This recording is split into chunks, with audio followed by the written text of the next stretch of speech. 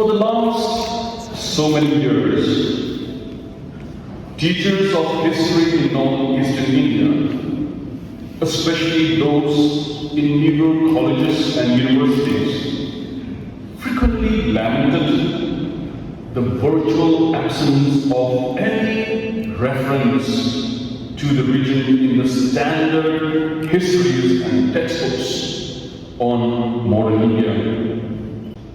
I am standing here today to tell you something else.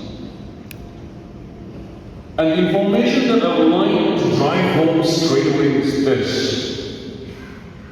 that these colonial narratives, which have been in circulation for a very long time, have to be questioned. The task to do this is for you and me, for each one of us. Because the question comes up here: for how long should this kind of story continue? Therefore, I call upon each and every one of you, especially the research scholars, to start writing history about your own people. This is one of the prime objectives. The question is this: if you don't do it, then who will do it? If we don't write our own history, then who would? Do we have to keep on waiting for people from outside to tell us about who we are? And the kind of narrative that comes out, this kind of writing, we find that it had created a lot of problem. So therefore, regional historians are now left with the task to give their perspective on colonial rule in the Northeast, and also to ensure that these kinds of writings find its place in national histories.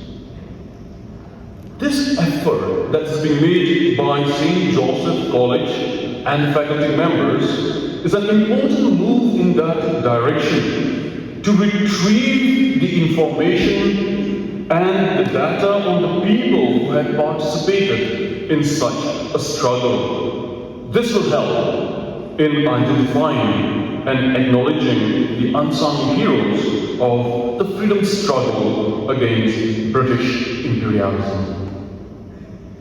It appears that the story of the freedom struggle needs to be rewritten. And there is also an urgent need to classify the community-based contribution in the freedom struggle. In a larger context, the idea to deliberate and write on the unsung heroes have not just restricted itself to those who have taken up arms. Please let us remember that. We are not just referring to people here who have just fought or taken up arms and fighting against colonial rule, but also those who have helped, improved, and contributed much in the everyday life of the people. Information, not just from the text, information not from the standard books, but information which is coming from the ground. Here I'm making a reference to oral traditions, oral history, music, lullabies, and many others. I'm grateful to the opportunity given to me to address this gathering. As part of their imperial policies and to safeguard their interests in India, the British evolved the idea of Northeastern Frontier Agency.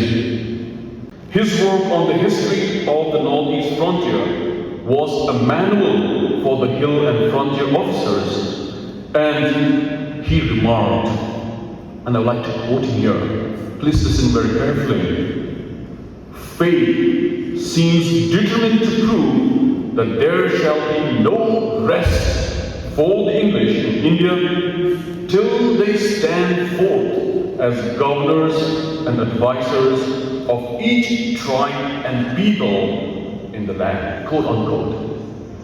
But then this proposal for a separate Northeast frontier province did not end with the Government of India Act 1935, but was kept far and wide by Sir Robert Reed, Assam's governor from 1937 to 1942. Now, Robert Reed is important for us here, especially in the context of the Northeast, because he was tutored, he was taught by Hutton and Mills, and became a convert to their ideas and a distinguished purveyor of Paris scheme.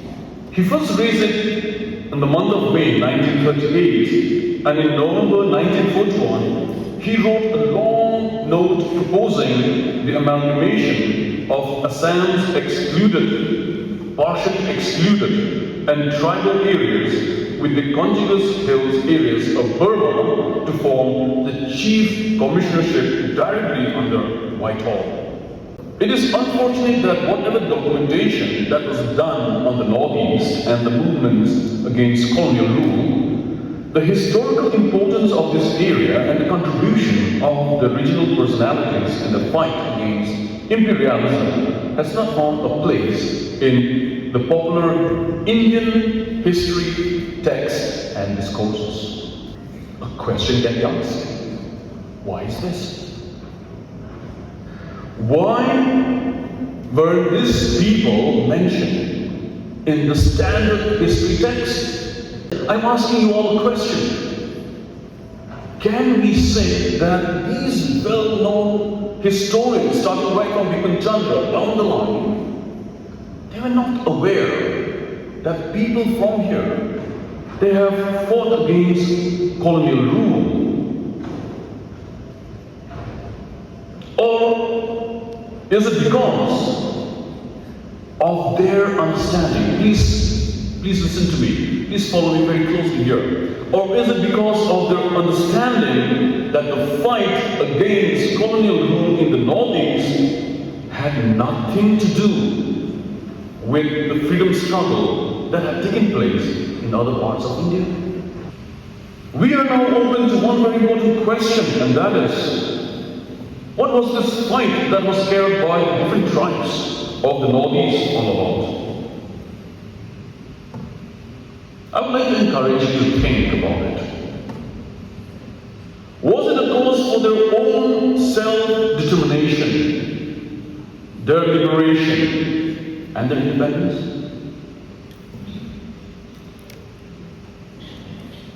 These statements are something which we need to revisit once again.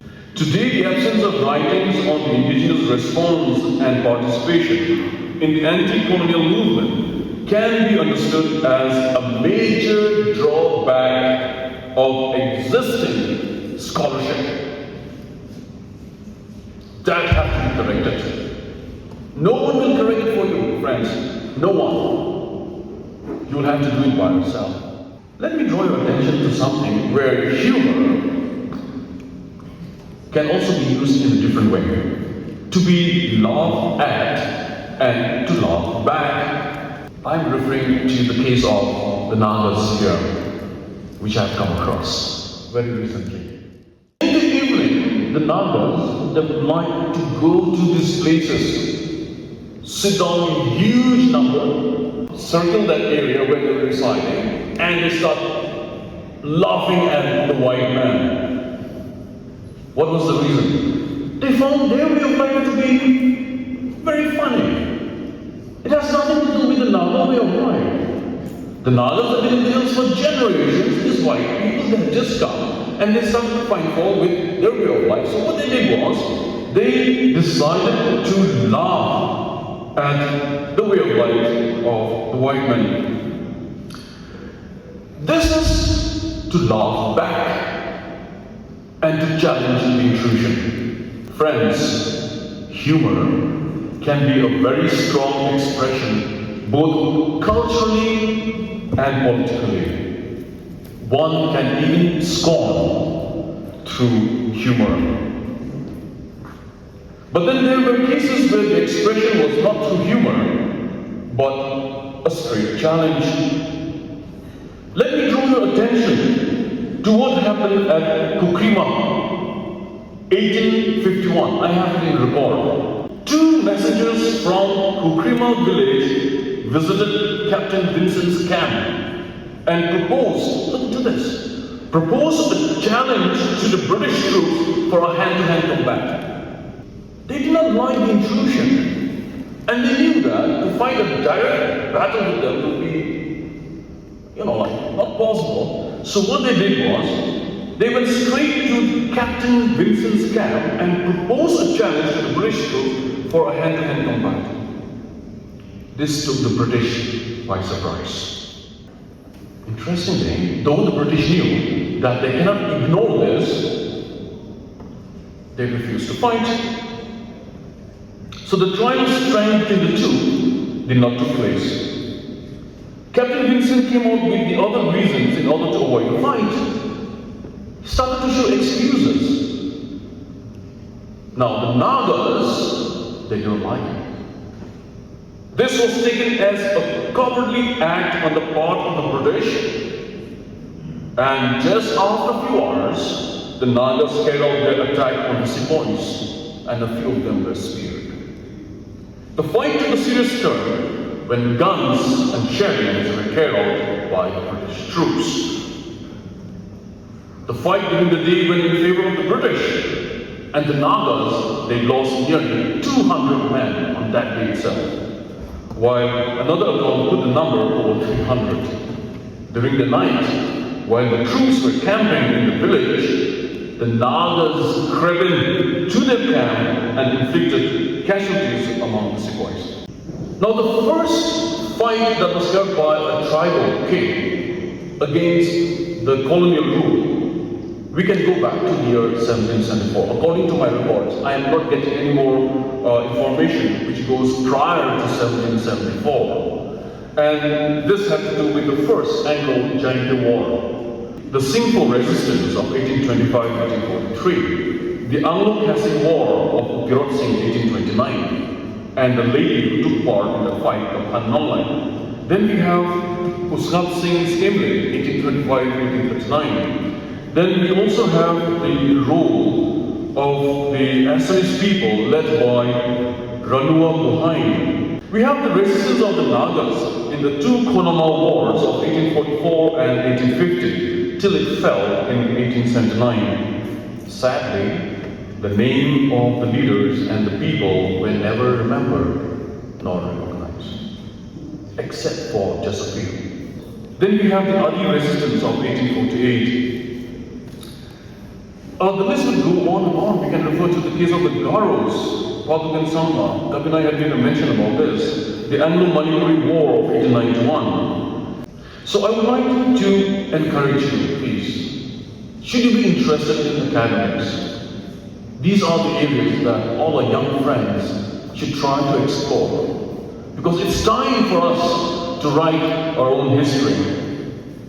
Today, what does this Northeast really represent? Northeast India is one of the most culturally diverse regions of the country. States like Arunachal Pradesh and Nagaland alone account for dozens of tribes each. The question now, for the sake of administrative convenience, this entire tract of land was tagged as, I quote, a region. The question is, can we look at the Northeast as a region? That is the question. Is it really possible to know the wants, the desires, aspirations of such a diverse group? Are the aspirations of the different tribes the same? How do these different tribes look at their interaction with the other tribes during the pre-colonial, colonial, and post-colonial period? The Northeast is a geographical space that is made up of multiple distinct components or sub-regions. It is a composite area, and it will be a mistake. I repeat this. It will be a mistake to generalize about the desires and aspirations of the different tribes. Therefore, When trying to study the resistance and struggles of the different tribes during the colonial period, utmost care should be taken to see that the different events and struggles of the people are not generalized. We cannot do that. Therefore, it is imperative to turn back the pages of history. I am sure that many more dimensions of the resistance movement, as underlined in the concept note, shall be discussed in this two-day seminar. I would like to thank the organizers and the institution as a whole for choosing a meaningful theme, and it has come on the right instant. Thank you so much for your time and patience. Thank you.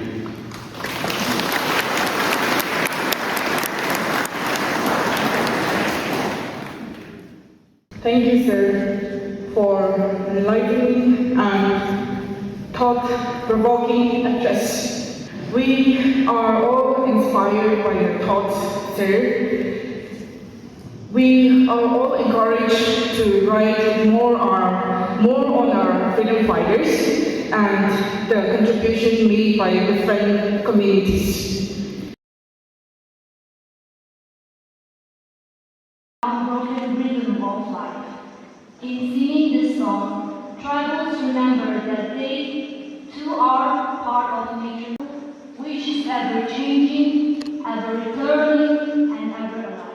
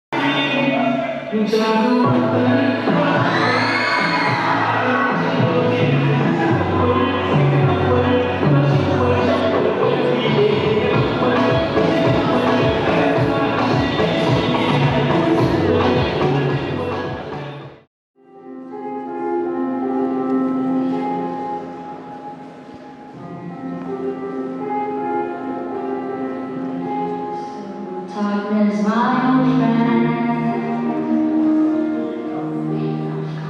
talk with you again, because the vision slowly within. That was when I was sleeping, and the vision that was planted in my brain still remains within the sound of silence. Into restless dreams I walk alone, narrow streets of cobblestone, amid the hollow of others remain. I turn my brother to the golden day, when my eyes were stared by the blessed of love. I sleep the night.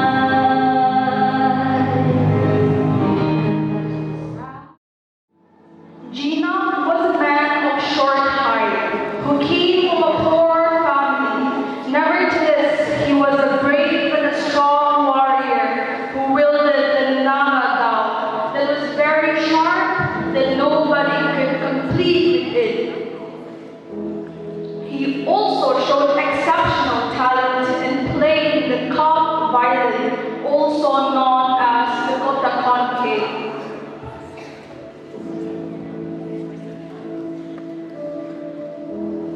Next, Atibin was a woman of wit, beauty, and charm who came from a very wealthy family.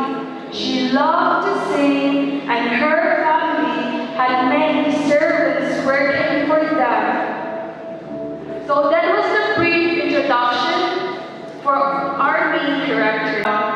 She discovered that the prettiest maid servants had fallen in love with the unattractive Gina. Atibin didn't understand why someone as pretty as her would fall for someone like Gina and mocked him. Her maidservant challenged her, and Atibin said that she would not fall for someone like Gina. So, in order to prove her point, the maidservant devised a plan with Gina to make a love potion. After making the love potion, she handed it over to Gina and instructed him to smear it on one side of his doll on the day that they would carry on the plan. One sunny afternoon, Itibin and her maid were returning home from their day's work from the fields.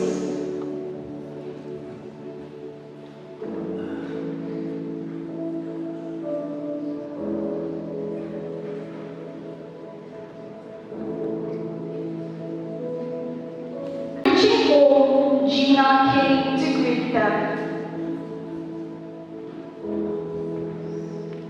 Gina takes out his doll and cuts the cucumber into two. Then he carefully offers the sliced one with the love potion to Atibin and the one without to her maidservant, and opens her lips to sing songs of love to Gina.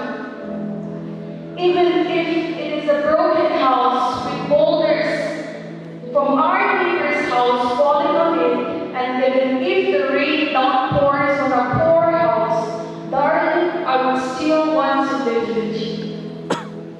Moved by her singing, Gina replied,